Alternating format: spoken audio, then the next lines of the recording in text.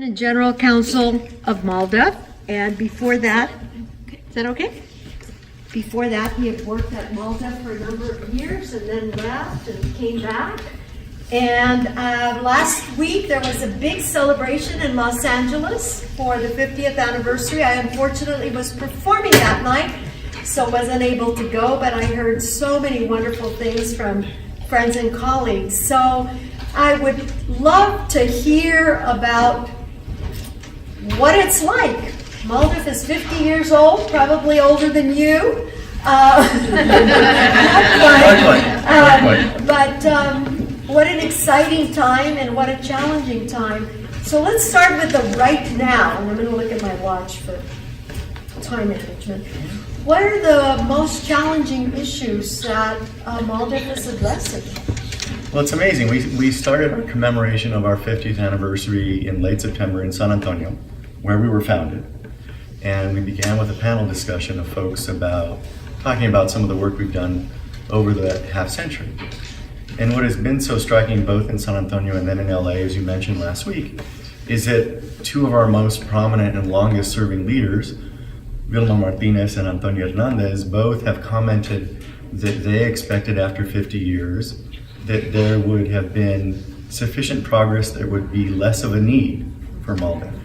But they both were disappointed to conclude that Maldiv was as much needed today as ever, including when it was founded in 1968.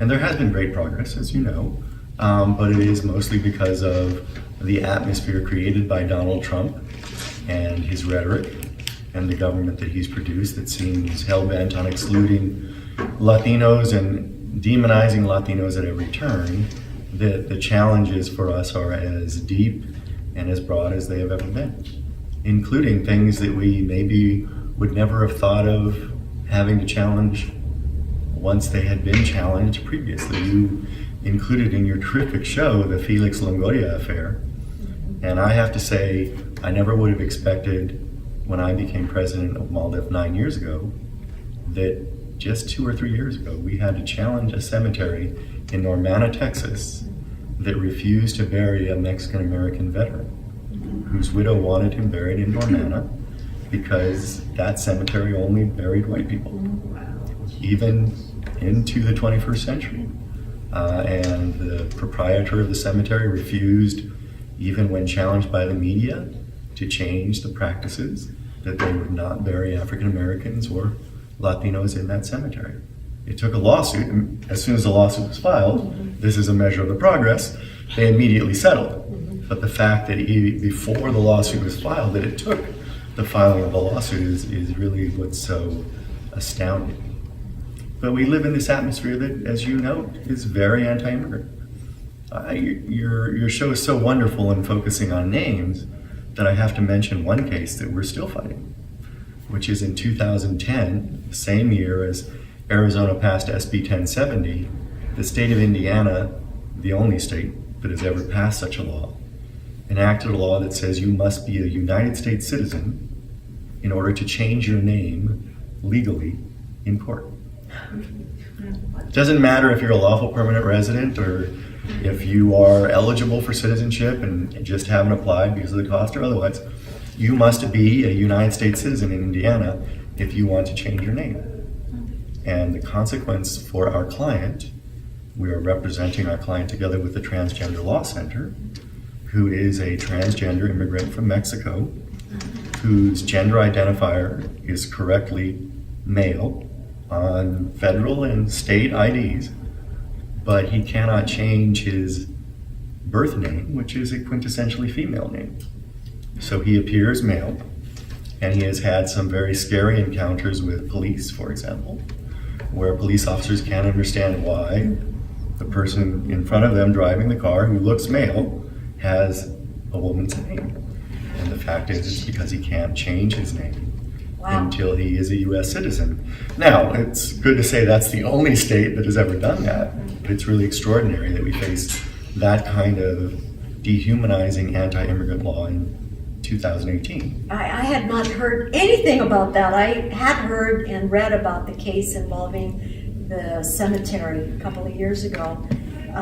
because I spend a lot of time doing research, and I put the Felix Longoria story when I took my play to Texas last summer, because I thought I wanted to make it more topical to my home state. And the intention was to then take it out. And when I came back, I was talking to my director, who happens to be originally from Memphis, and she said, well, you can't take that out. People don't know about that. It's really important. And I thought, she's absolutely right.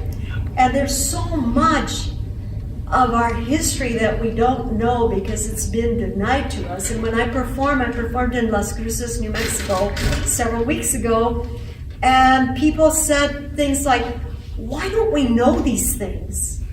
It's like, well, we don't know because they haven't been put in the history books, and we weren't taught them. And now we have states like Arizona and Texas has had these battles around ethnic studies. In Texas, it's even more than that. It's just getting the textbooks in history that all the students use to include a complete perspective of history. And we fought that over the last several years, where Texas, because it's so large, can influence textbooks across the country.